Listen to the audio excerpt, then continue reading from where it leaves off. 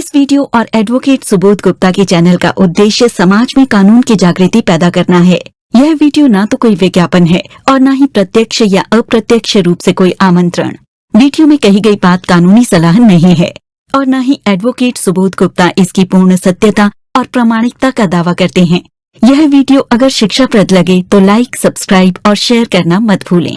जय हिंद। दोस्तों, आप सबने सुना होगा कि प्रॉपर्टी को खरीदने बेचने के बाद उसका म्यूटेशन कराना होता है और प्रॉपर्टी खरीदते समय या बेचते समय, चाहे वो जमीन हो या घर हो या कुछ भी हो, आमतौर पर हम म्यूटेशन चेक भी करते हैं। म्यूटेशन को जमाबंदी भी कहा जाता है और म्यूटेशन को दाखिल खारिज भी कहा जाता है। आमतौर पर लोगों में ये एक मिसकंसेप्शन रहता है, एक गलत धारणा ये रहती है कि जिसके नाम पे म्यूटेशन हो रखा है, जमाबंदी हो रखी है, दाखिल खारिज हो रखा है, वही उस प्रॉपर्टी या जमीन का मालिक है। कुछ केसेस में तो मैंने ये भी देखा है कि कोई व्यक्ति अगर मर गया, मरने से पहले वो वसीयत में किसी का नाम लिख गया कि मेरे मरने के बाद ये प्रॉपर्टी इसकी है, तो उस व्यक्ति ने जाके उस विल के बेसिस पे अपने नाम पे म्यूटेशन करवा लिया, अपना नाम वहां पे दर्ज करवा लिया म्युनिसिपल रिकॉर्ड्स में और ये दावा करने लग गया कि अब मैं कानूनी रूप से इस प्रॉपर्टी का मालिक हूं। या कोई भी और प्रॉपर्टी ट्रांजैक्शन हुई हो, गिफ्ट डीड हुई हो या सेल डीड हुई हो, उसके बाद कई बार लोग म्यूटेशन करवाते हैं, कई बार म्यूटेशन नहीं करवाते, कई बार किसी पुराने व्यक्ति का नाम ही म्युनिसिपल रिकॉर्ड्स में चला आता रहता है, जबकि वो प्रॉपर्टी वास्तव में अब किसी दूसरे व्यक्ति के पोजीशन में होती है और दूसरे व्यक्ति का ही उसके ऊपर लीगल ओनरशिप या टाइटल भी होता है।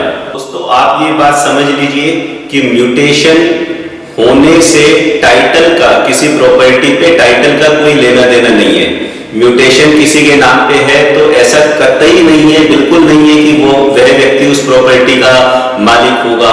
या उल्टा भी कि अगर कोई प्रॉपर्टी का मालिक है और उसने म्यूटेशन नहीं करा रखा है तो इसका मतलब ये नहीं है कि उसका टाइटल परफेक्ट नहीं है और वो पूरी तरह से उस प्रॉपर्टी का मालिक नहीं बना है, सिर्फ इस वजह से क्योंकि उसने म्यूटेशन नहीं करवाया है। 2021 में ऑनरेबल सुप्रीम कोर्ट ने एक स्पेशल लीव पिटीशन को डिसाइड करते हुए, जिसका टाइटल है Jitendra Singh versus the state of Madhya Pradesh and others, फिर से ये कहा है कि जो म्यूटेशन की प्रक्रिया है, जो म्यूटेशन है, उससे कुछ भी सिद्ध नहीं होता है, कम से कम ओनरशिप के बारे में। ना तो म्यूटेशन करने से कोई राइट क्रिएट होता है, ना ही कोई म्यूटेशन करने से कोई राइट खत्म होता है, एक्सटिंग्विश भी नहीं होता, क्रिएट भी नहीं होता और इसकी कोई प्रिजम्पटिव वैल्यू भी नहीं है। प्रिजम्पटिव वैल्यू का मतलब होता है कि भाई मान लो किसी के पास टाइटल डॉक्यूमेंट नहीं है और खाली जमाबंदी उसके नाम पे है, तो वो कहता है भाई ऐसा माना तो जा सकता है ना कि मेरे नाम पे म्यूटेशन है तो मैं मालिक हूं। तो ऑनरेबल सुप्रीम कोर्ट ने कहा ऐसा माना भी नहीं जा सकता है।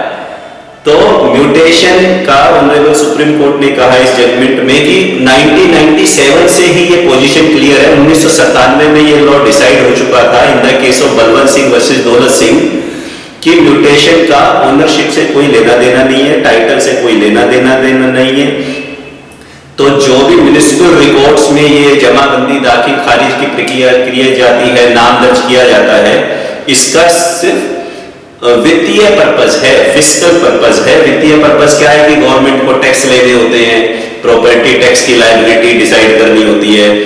इसके अलावा इस म्यूटेशन की प्रक्रिया का प्रॉपर्टी के ओनरशिप से कोई लेना देना नहीं है। इसलिए यदि आप किसी से प्रॉपर्टी खरीद रहे हो तब आपको उसके टाइटल डॉक्यूमेंट ही देखने हैं, क्या उसके नाम पे रजिस्ट्री है या नहीं है, या अन्य कोई ऐसा दस्तावेज है जो कानूनी रूप से मान्य हो कि वो उस प्रॉपर्टी का मालिक है, या किसी कॉम्पिटेंट सिविल कोर्ट, दीवानी अदालत से ने उसके फेवर में फैसला कर रखा हो कि हाँ ये प्रॉपर्टी आपकी है।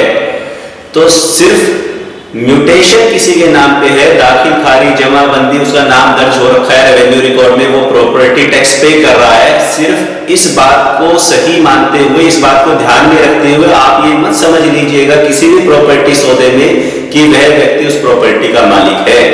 अगर आपने उस व्यक्ति को प्रॉपर्टी का मालिक मान के सौदा कर लिया तो जरूरी नहीं है कि वो व्यक्ति प्रॉपर्टी का मालिक हो। बाद में रियल ओनर आ सकता है और आपके ऊपर केस कर सकता है और आपने जो पैसा दिया होगा वो मुसीबत में फंस सकता है।